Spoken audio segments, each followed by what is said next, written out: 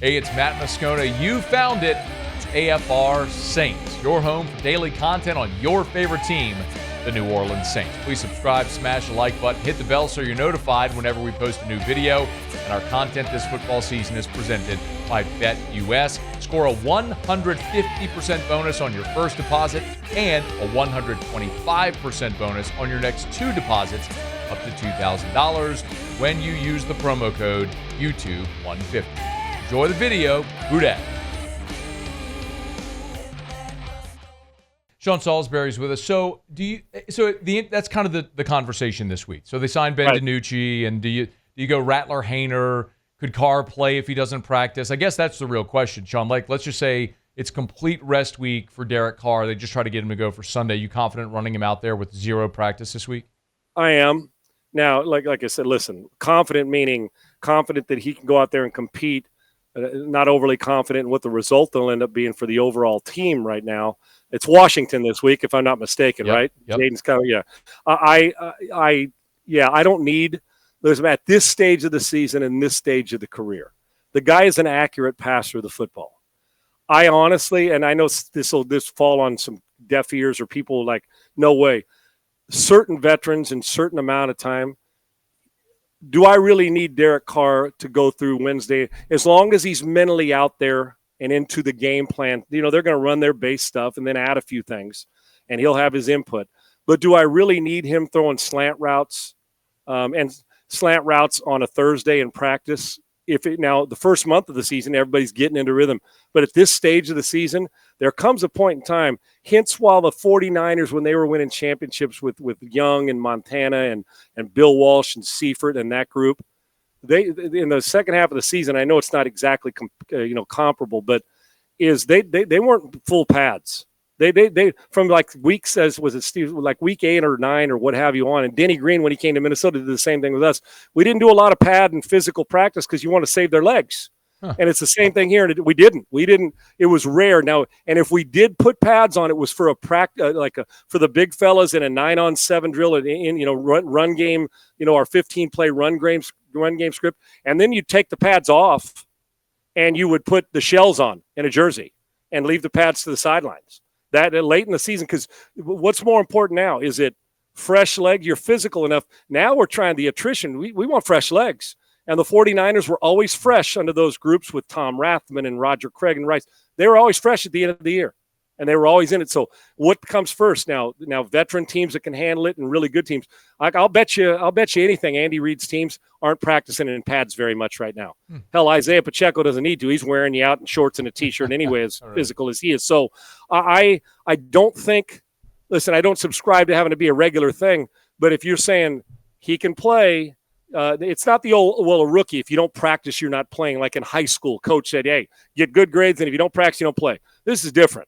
Even back when I was a rookie, Kenny Easley, he didn't practice. And this, honest to God truth, his legs were so, his ankles and stuff, and Ease is a Hall of Famer, but nobody had a problem with it. Training camp, he'd practice once a day, sometimes wouldn't practice at all. Chuck Knox didn't want him to. He'd kind of go around and coach, put his head in there, help the younger players, and on Sunday, he ran at you like a scalded dog. We did, and nobody complained because guess what? It's Kenny Easley. Yeah. Now, I'm not saying Easley's Carr, but he's a veteran and been in the league a decade or what have you. And we needed Kenny we didn't need a practice field All-American. We needed Sunday Kenny Easley knocking the hell out of somebody. So with Carr, if it was a rookie, yeah, you need the work, or a second-year guy. But Carr's had enough reps. I'm not worried about his ability to throw a slant route on time with anticipation, and his timing's fine. If he doesn't play well, I assure you it won't because he didn't practice. It'll be because whether it's pain threshold or Washington's just better and he's having one of those days. So at this stage of the season, fresh and healthy matters more to me than a young guy getting reps. He's not a young guy. He's seen enough of it. We'll get right back to the video. Want to remind you once again about our partners this football season over at BetUS, where right now you can get a 150% deposit bonus on your first deposit and 125% on your next two deposits up to $2,000 when you use the promo code YouTube150. Let's go ahead and lock in this week's bet so I can show you how easy it is to use BetUS. Just go to the BetUS platform. You'll see right there on the left side of the page, the football tab will hit the drop down. Go to NFL Week 15 odds. Right there, Saints, Commanders, 1 o'clock Eastern, noon Central. You know the old adage, chalk early, dogs late. The Saints, especially with the injury to Derek Carr, it was 3. That number's all the way up to 7 right now. I still like Washington. I hate to say it. Saints defense hasn't been good all year. The Commanders are playing for a playoff spot, and the Saints are going to be without Derek Carr most likely. Let me go ahead and throw a $25 wager. It's super easy. Just hit place my bet. It's going to ask me to confirm.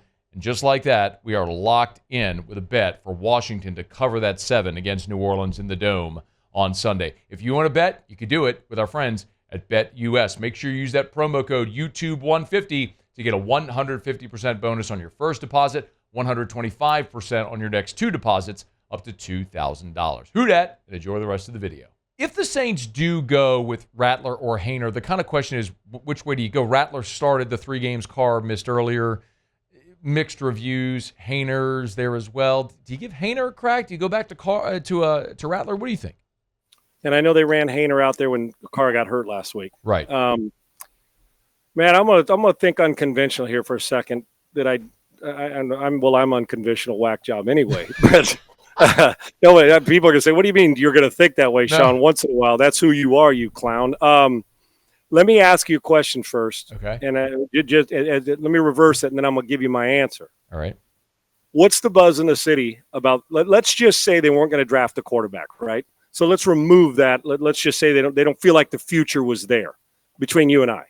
But in there, let's say they did believe it, that the future was in the building. Who would it be right now? So and take Carr out of it, and you're not right. drafting. What would be the buzz around the city about we're going to live with one of these 2 at starting quarterback? Who would they choose right now in the fan base? Undeniably, the first go round, it was Rattler. Everybody wanted to see Rattler. But he struggled, so it feels like that's cooled a little bit now, which is why you've heard more people get into the, hey, go draft a quarterback. But, Sean, that's where I'm asking you, like, yeah, but a 3-game sample size for a rookie behind a bad offensive line and no weapons? Like, what should we really make of that? And you and I, just so the fans know, we have not talked about this. Yeah. You and I are on the exact same page, right? When you said it, when I was thinking about it, about when you went to break is, well, are we really going to judge a guy that's not on the Kansas City Chiefs, on Saints who got good players, but they've struggled this year, and that's well noted and documented, on a 3-game sample size? From a guy who was supposed to be the first pick of the draft, struggled, transferred, rejuvenated his career at South Carolina.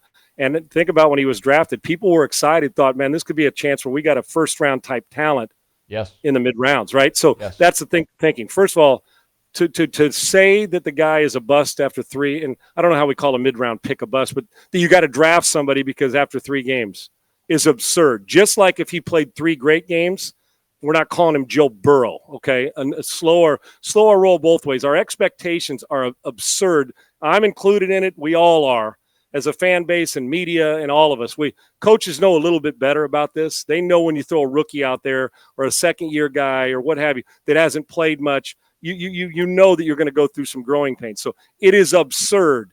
Hell, Carolina was ready to, fans ready to Bryce Young trade him after one. It's starting to pay off a little bit. He's playing better on not a great team, but they're getting better, and Canales has got him going pretty good. So my answer to you is, and the reason I asked that is wondering what the buzz was after those 3 games where he was good at times and bad at times and a lot of in between. But isn't that what a young quarterback is? The young quarterback isn't Stroud and isn't the guy that you're playing this week.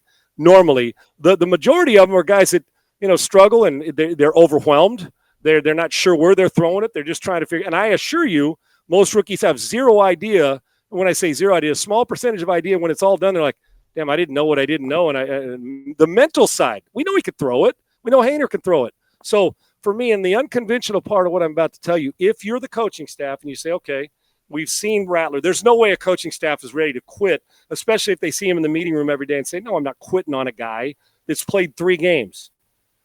Matt, would we be served at this stage of the season to play them both?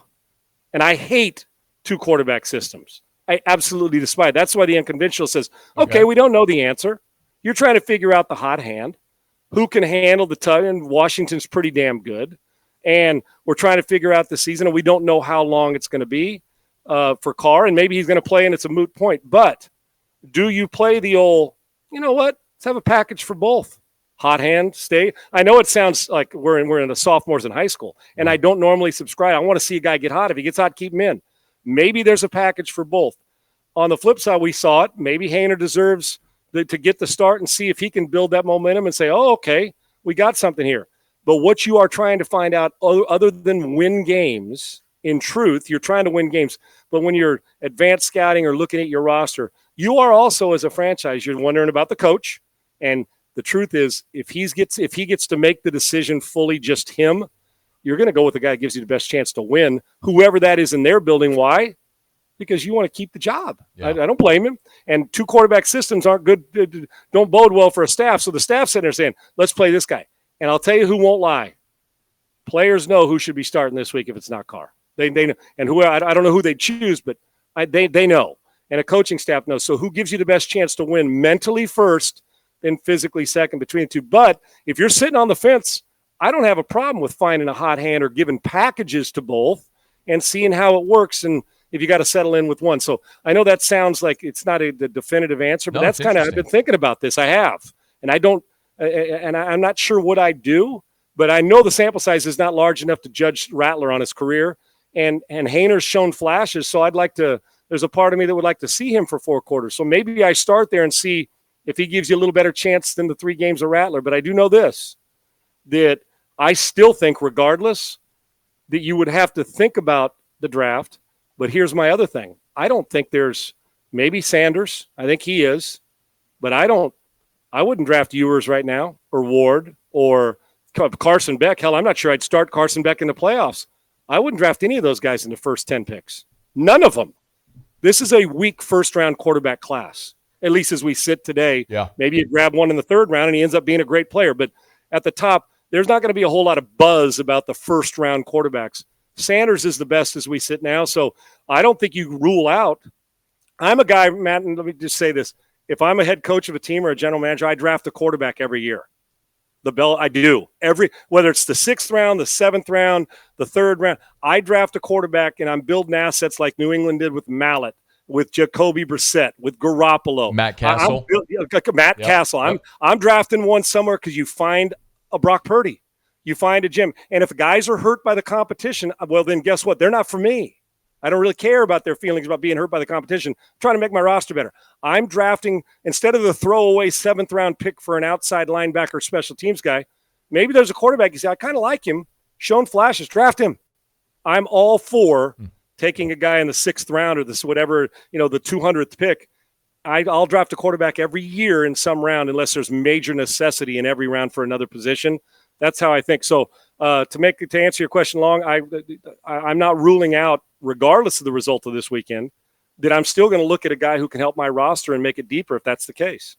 And the Ben DiNucci signing, that's just warm body. Okay. Warm body. Yeah. I don't mean it disrespectful to him. It's hard to play in the league, but they brought him in there to run some scout team, and he may not even run that because the backup who doesn't play this week is going to want to get his reps on the practice field. It's a warm body. You need somebody there just to do it. They're in no danger of him starting over either one of those guys. Thanks so much for watching the video. Do us a favor, subscribe to the channel, smash that like button, hit the bell so you're notified when we post a new video, and remember to support BetUS, where right now you can get a 150% bonus on your first deposit and a 125% bonus on your next 2 deposits up to $2,000. Be sure to use that promo code YouTube150.